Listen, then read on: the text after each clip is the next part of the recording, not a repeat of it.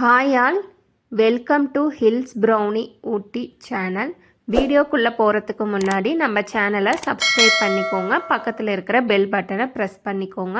அப்போ தான் நான் போடுற வீடியோ உடனுக்குடனே வரும். இப்போ வீடியோக்குள்ளே போயிடலாம். ரவையில் வந்து கேசரி பண்ண போகிறோம். அதுக்கு பார்த்திங்கன்னா 1 கப் வெள்ளை ரவை வந்து எடுத்து வச்சுருக்கிறேன். வறுக்கிறதுக்கு பார்த்திங்கன்னா முந்திரி, திராட்சை ரெண்டுமே நான் வந்து சரி அளவுக்கு எடுத்து வச்சுருக்கிறேன். இது கூட நீங்கள் வேறு நட்ஸ் ஏதோ இருந்தாலும் நீங்கள் அதையும் நீங்கள் சேர்த்துக்கலாம். வாசத்துக்கு பார்த்தீங்கன்னா ஏலக்காய் தூள் வந்து நல்லா பொடிச்சு நல்லா எடுத்து வச்சிருக்கிறேன். நீங்கள் ஏலக்காய்னா பட்டர் எடுத்துருக்கிறேன். நீங்கள் பட்டருக்கு பதிலாக நீங்கள் ஆயில் கூட நீங்கள் யூஸ் பண்ணிக்கலாம். பால் எடுத்துருக்கிறேன். இன்னைக்கு பண்ண போகிறது பார்த்தீங்கன்னா நம்ம ரவை கேசரியில் பால் ஊற்றி தான் நம்ம பண்ண போகிறோம். அதுக்கு பார்த்தீங்கன்னா பால் எடுத்து வச்சிருக்கேன். பால் பார்த்தீங்கன்னா சூடான பால் தான் எடுத்து வச்சிருக்கிறேன். இப்போ வந்து ரவை கேசரி எப்படி செய்யறதுங்கிறது பார்த்துடலாம். அடுப்பு ஆன் பண்ணி ஒரு பாத்திரம் வச்சுக்கிட்டேன். பாத்திரத்தில் பார்த்தீங்கன்னா பட்டர் ஆட் பண்ணிக்கிட்டேன். நீங்கள் பட்டருக்கு பதிலாக நீங்கள் கீ கூட நீங்கள் யூஸ் பண்ணிக்கலாம், உங்கள் விருப்பம் தான். ஆயிலும் நீங்கள் யூஸ் பண்ணிக்கலாம். இப்போ பார்த்தீங்கன்னா நம்ம எடுத்து வச்சுருக்கிற முந்திரி திராட்சையை நம்ம வறுத்து எடுத்துக்கலாம்.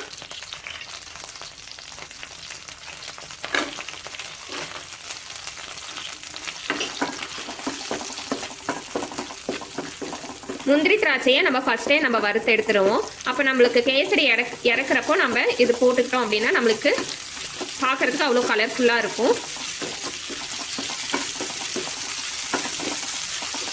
முந்திரி திராட்சையும் நம்மளுக்கு பார்த்தீங்கன்னா நல்லா வறுத்தாச்சு. இப்போ வந்து நம்ம அதை ஒரு பிளேட்டுக்கு நம்ம மாற்றிடலாம்.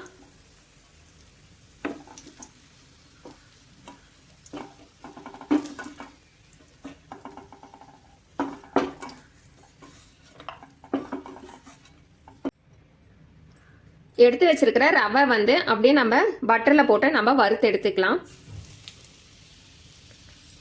அடுப்பை வந்து சிம்மில் வச்சுட்டு வருங்க, ஃபாஸ்ட்டாக வச்சிடாதீங்க, அப்புறம் கரிஞ்சிரும். லோ ஃப்ளேம்லேயே கலந்து விட்டுட்டே இருங்க. நம்ம ரவையை வந்து வறுத்துட்டு சேர்க்குறப்போ நம்மளுக்கு வந்து கேசரி வந்து நம்மளுக்கு நல்லா இருக்கும். ரவை வந்து பச்சையாக சேர்க்காதீங்க. ரவை வந்து இந்த மாதிரி கீயில் இல்லைன்னா பட்டரில் எதுலேயோ நல்லா ஒரு 2லேருந்து 3 நிமிஷத்துக்கு நல்லா வறுத்துக்கோங்க. அந்த ரவையோட மனம் வரும், அந்த அளவுக்கு வறுத்தாவே போதும். ரொம்ப வறுக்கணும் அப்படின்ற அவசியம் கிடையாது.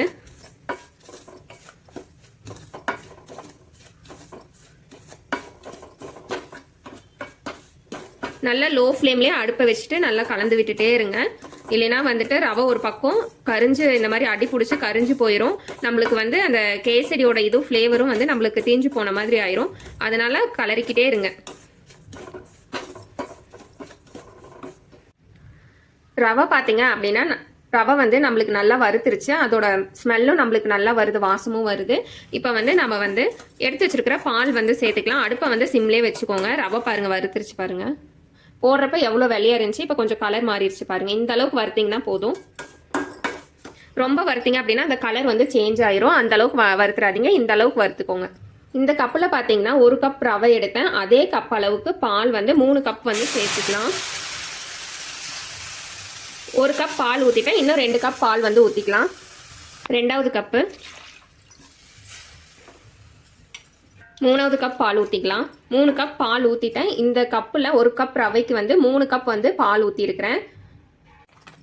நம்மளுக்கு கலரவே பார்த்தீங்கன்னா அந்த பால் வந்து இருத்திருச்சு பாருங்க, கொதிக்குது பாருங்க. நம்ம வந்துட்டு மீடியமாக வச்சுக்கோங்க, இல்லைன்னா இப்படி தான் எல்லா பக்கமுமே தரிக்கும். ஃபாஸ்ட்டாக வைக்காதீங்க, மீடியமாக வச்சுக்கோங்க. கலர்றப்ப பார்த்து கலருங்க, என்ன தரிக்குது பாருங்க. கிண்டி விட்டுட்டே இருங்க, அப்பதான் வந்து நம்மளுக்கு வந்து அடி பிடிக்காது. நம்ம சேர்த்துன பால் எல்லாம் பார்த்தீங்கன்னா இழுத்துருச்சு.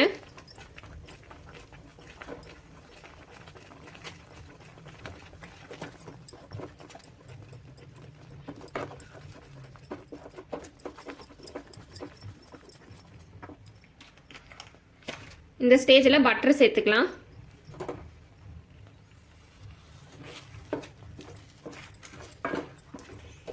நீங்கள் பட்டருக்கு பதில் கீ கூட சேர்த்துக்கலாம், உங்கள் விருப்பம் தான்.